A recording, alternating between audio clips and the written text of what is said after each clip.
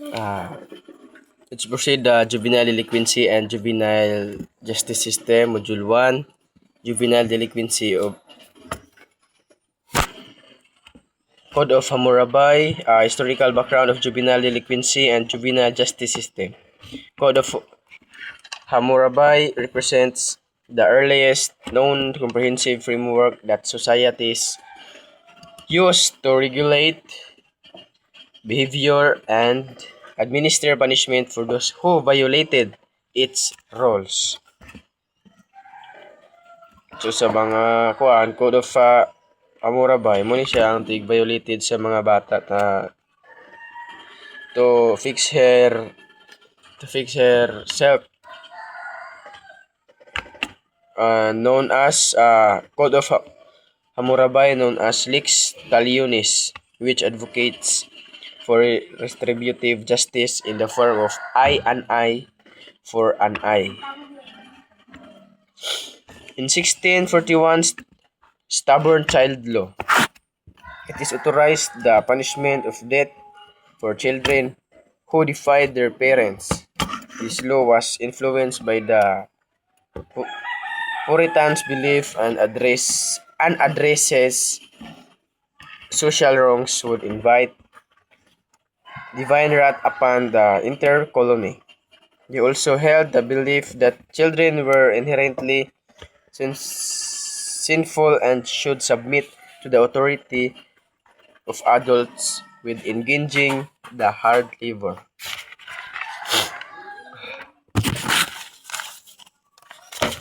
Let's proceed the American post-colonial patterns of delinquency, children-only law. Due to increased demand on the state to take responsibility for improving the lives of children, and eventually new regulations such as child labor laws were enacted.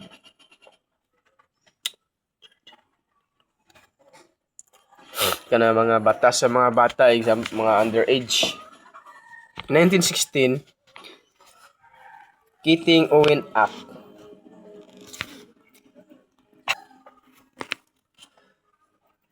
1916, Keating-Owen Act passed by the United States Congress and became the first piece of child labor in America. After 2 years, it was revised through the case of Hammer v. Degenhardt. It did lay the groundwork for the passage in 1938 of the Fair Labor Standards Act. Next is Child Saving Movement. Concerned citizens eventually formed a social activist group called Child Savers, who believed that children were born good and became bad. Kumbaga sa child saving movement is kana na sila makita nga kanang sa ilahang example, parents na sila makita nga example tagay-tagay ila nang kumbaga masuon nila na, kumbaga bay masuon nila na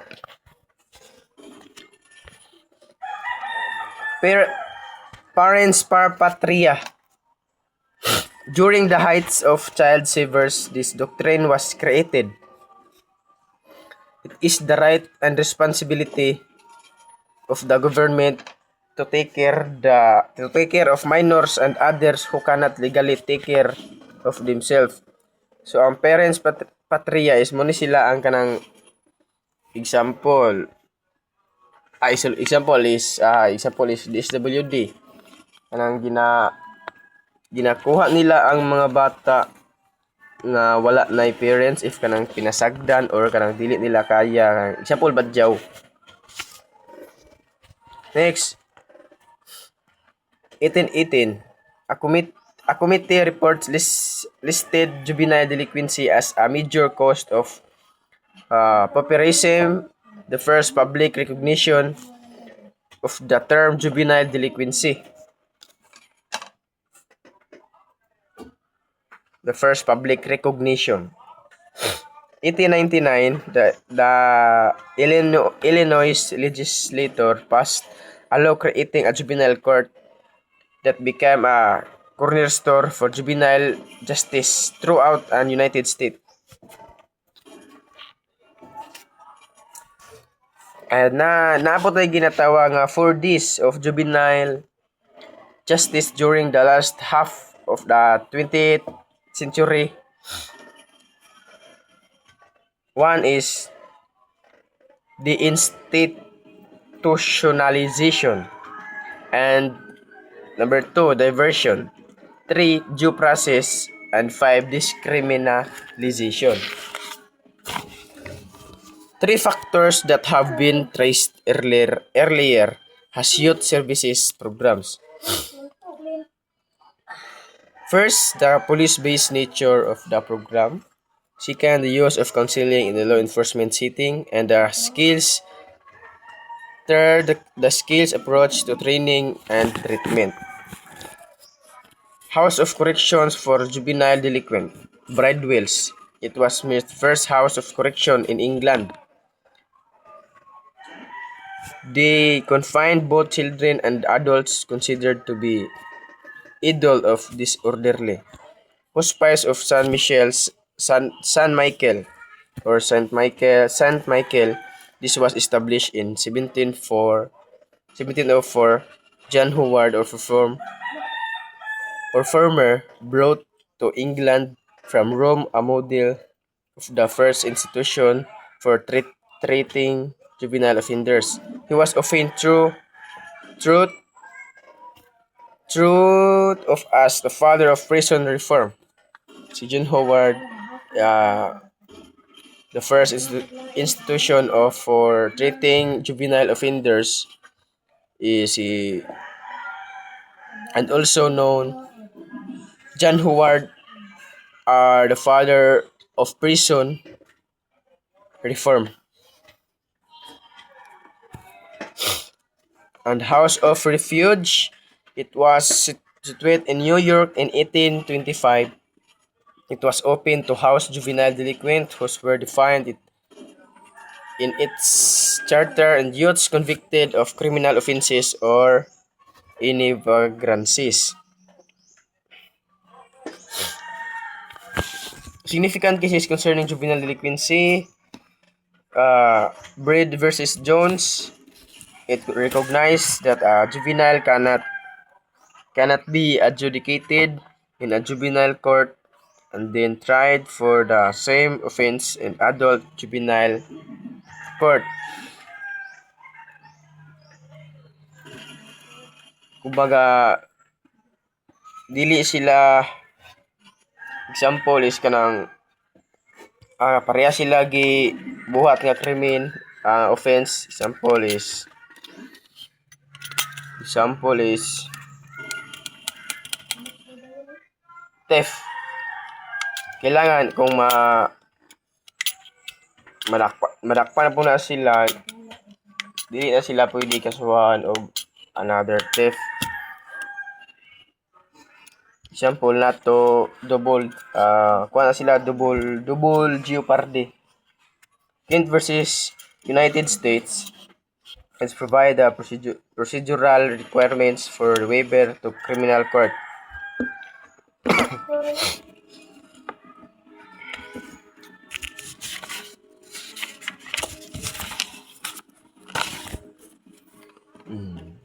Module 2, Juvenile Delinquency, Basic Concept and Definition. Juvenile refers to individuals has not yet reached adulthood or the age of majority. Is term of below the age of 18. So juvenile daw is mo na sila ang mga underage. Considered to be immature, with their mental and emotional faculties not fully developed. Muna sila mga underage, not below in 18. Delinquent. A delinquent is someone who repeatedly engage in criminal behavior. Example sa delinquent is example bata underage. Kanang ilan ang gibalik-balik nila nga sala bisag ginabadlong na sila. Or kanang or repeatedly engage in criminal behavior. they may also have underlying mental disorder or behavioral issues like kana mga mongoloid. Dili sila kasabot istoryahan.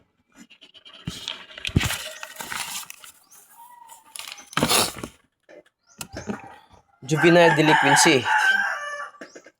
Juvenile delinquency refers to criminal action carried out by individuals who are considered juvenile, exhibit by minors, and deviate from accepted societal norms, rules, regulation, customs, and cultural expectation. Example, juvenile delinquency is kanang mga underage nga mangawat, or the offense is theft,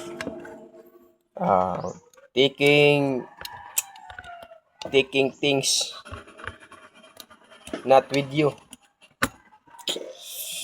Deviant behaviors involve behaviors in some way fail to meet the expectation of a group or society as a whole. To understand deviant behavioral, and the following factors are considered: actions that do not conform to established norms. Juvenile crime. Juvenile crime encompasses various offenses committed by individuals under the age of 18. Juvenile offenses can include delinquent acts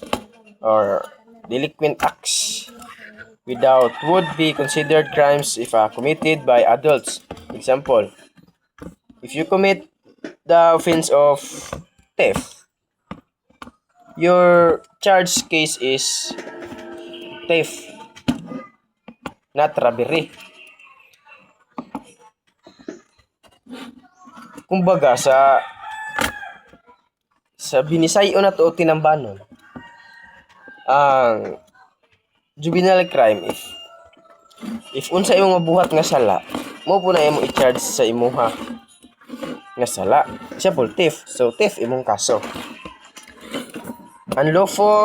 Unlawful acts committed by juveniles can be categorized into 5 primary groups. Unlawful acts against person. Example, physical assault. Unlawful acts against property, pagpangawat or theft.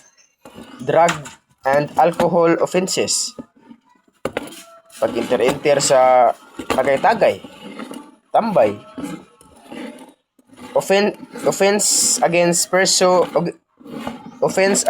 public order, or kanang grupo-grupo mo, tapos magsangkang isa ka grupo, so mag-riot na. Status offense o bisyo.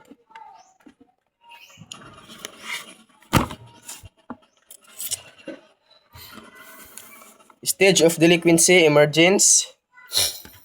The child begins with petty larceny between 8 and sometimes during 12 year, or kanang sa emergence is kanang example, mangawat ra ka gamay, or example ballpen sa imong classmate, mangawat ka kana.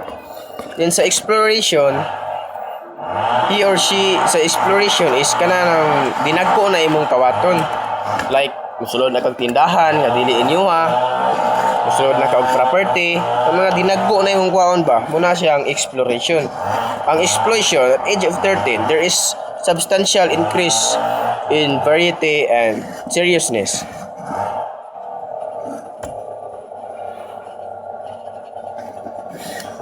Sa explosion is kanang tawag yun nga kawatan, mukuha na siya kanang mutuloy-tuloy na yang pangkawaton ba, para kanang kumbaga tinagbo na yang tirada, kanang bisag unsa lang nga crime iyang pagabuhaton, una siya ang exploitation. Ang conflagration. Next is classification of delinquency: unsocialized aggression, children who are rejected or abandoned by parents. Unsocialized Unsocialized aggression kana mga bata nga gipasagdan sa mga mama or wala giatiman. Socialized delinquency, membership of fraternities or groups. Socialized delinquency kana mga mag-enter og mga example, acro, taog gamma, like mga fraternities. Over inhibited group who secretly train children to do illegal activities. Example, badyaw nga mo dayo sa lain to nga manglimos. Pathway to delinquency, authority conflict pathway, children at young or early age begin to show stubborn behavior. Covert pathway, it begins with minor deceitful behaviors that leads to property damage. Overt pathway, I will start with minor aggression, physical fighting, and then to violence. Sa mga bata pa, magsumbagay-sumbagay na, magsumbagay-sumbagay, mo interna kag mga illegal nga grupo-grupo or fraternities. And next is type of delinquent youth. Socialized delinquent youths who became delinquent as a result of their social association with people from whom they learn deviant roles. So, kanang makatuna nimo sa mga lain-lain nga grupo. Neurotic delinquents youths who became delinquents as a result of distortion in their personality and perception of the world around them. They may commit delinquent acts because of insecurities. Ang neurotic delinquents daw is kanang mabuhat nimo na nga butang tungod kay insecure ka kanang gusto jud ka makabalog unsa na. Example, kanang kuan na mag-inom nya insecure kay ka. Gusto jud ka mosulay unya magpadili-dili ka. Nya puno ang baso. Mungin bagag daghang salamat. Is psychopathic delinquents, youth with severe personality disturbance of their perception of the society and people around them. Their distorted view of reality and their delusional thoughts may compel them to commit weird acts to violate the law. They are most likely to commit violent crimes including murder. Sociopathic delinquents. Youth are characterized by an egocentric personality. They have limited or no compassion for others. Other classification of delinquents, environmental delinquents, they are occasional lawbreakers. Emotionally maladjust delinquents. Third, psychiatric delinquents.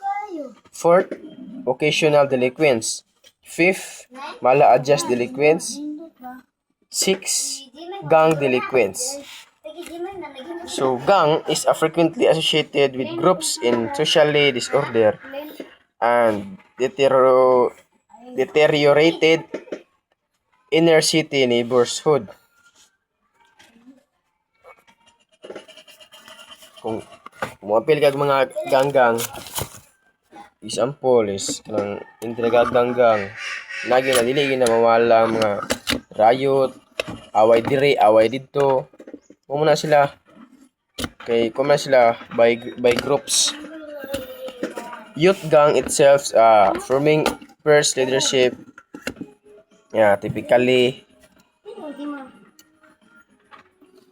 illegally activity and control over territory, facility, and type of enterprise. Will develop authority and other organization who act in concert of achieve a specific purpose and generally include the court. Characteristic of gang. Organization. Of course, organization. Gang ang a gang is a organization. If gang na gyud na siya ikuan leadership na ay mag-lead sa isa ka gang or sa inyong organization. And also nabo na sila territory or turf to control the perimeter of his territory. And fourth is cohesiveness. It refers gang very close, tight-knit organization with loyal members bound to another, mutual friendship and interest. Kumbaga sa inyong organization is mura ra mo mga managsuon, brother. Gang suppression could be attained through the use of laws that will allow authorities to charge gang youths with basic criminal offenses against the person's property and public order crimes.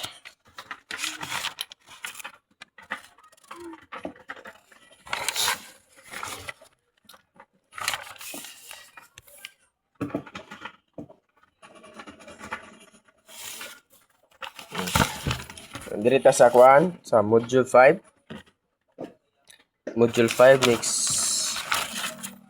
theories of crime and delinquency, psychoanalytic, behavioral, culture deviance, strain, social control, labeling, and conflict theory.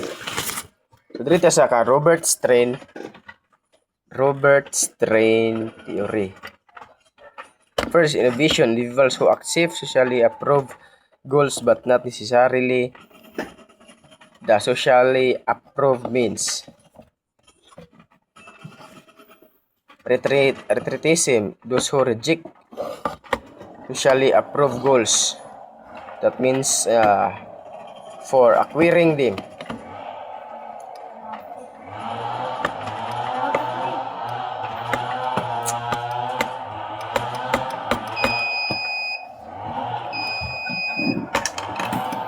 Conformity, those who conform to the system's means and goals. Rebellion, people who negate socially approved goals and means by creating a new system of acceptable goals and it means.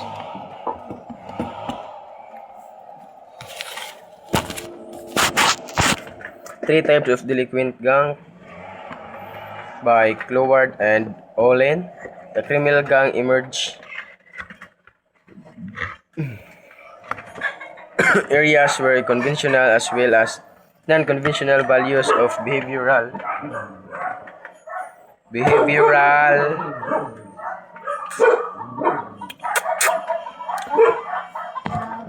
values or behavioral are integrated by a close connection of illegitimate and legitimate business. The conflict violent gang, non-stable and integrated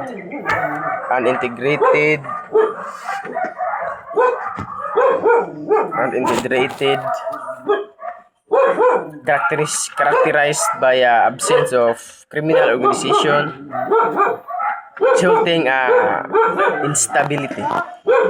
These gangs aims to find reputation for toughness and destructive violence. The retreatist gang, equally unsuccessful of legitimate as well as illegitimate means, members are known as double failures, those retreating into a world of sex, drugs, and alcohol. First time.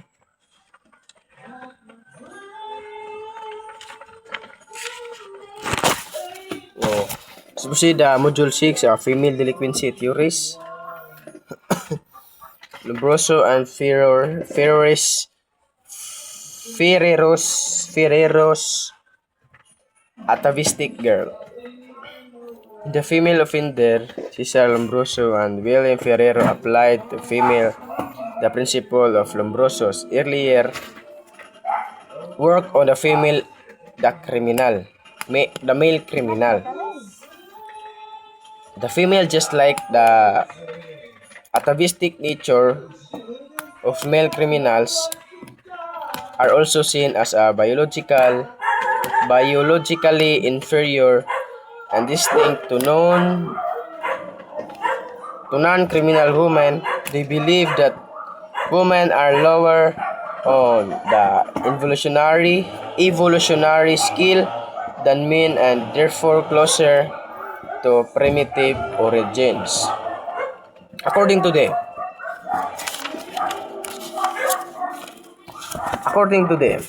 Freud's inferior girl, Sigmund saw female delinquency rising primarily out of a anatomical inferiority of women and their inability to deal adequately with electra complex when emerged during the kumbaga ang mga babae kuno kay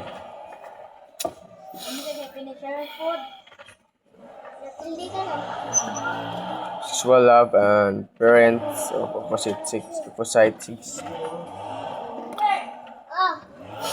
Pulak deceitful girls. In the Criminal of Woman,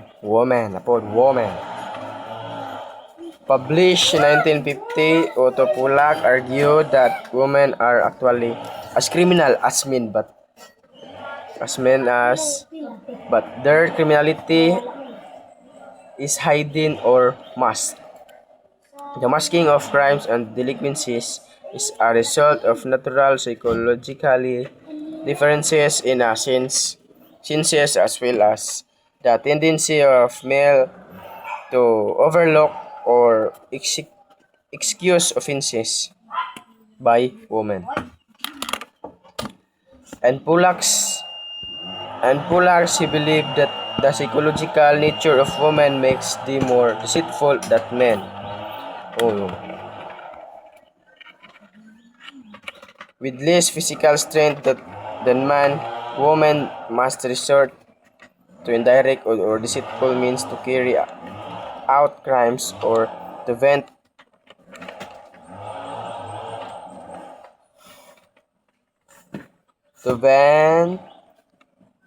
their aggression. Women also are more likely to be instigator, and men perpetrators are crime.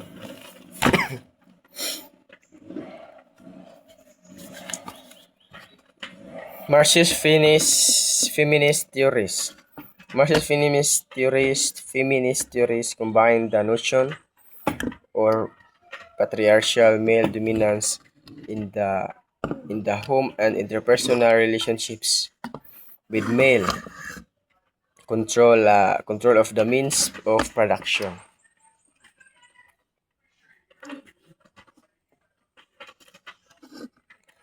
In such an environment, the criminal justice system defines crimes as those actions that threaten defines this capitalist patriarchal system. For example, James Mercer-Smith argues that in societies characterized by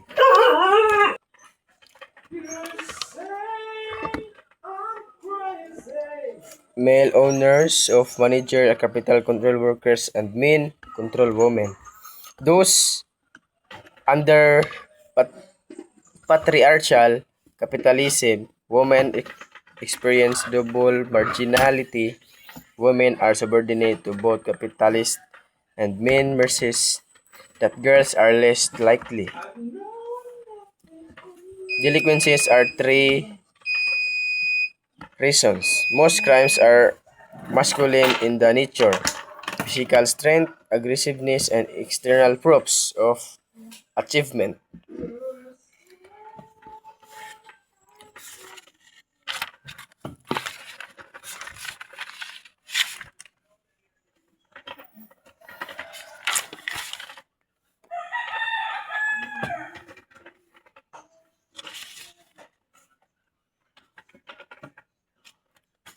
different operation theory as provide a framework for understanding why girls become delinquent as well as why they are less in line than males. Argues that adults oppress children as they attempt to impose and maintain adult conception of social order. Children are perceived as objects, eval- devalued, and defined as inferior to adults and consequently experiencing of sense of powerlessness and marginality.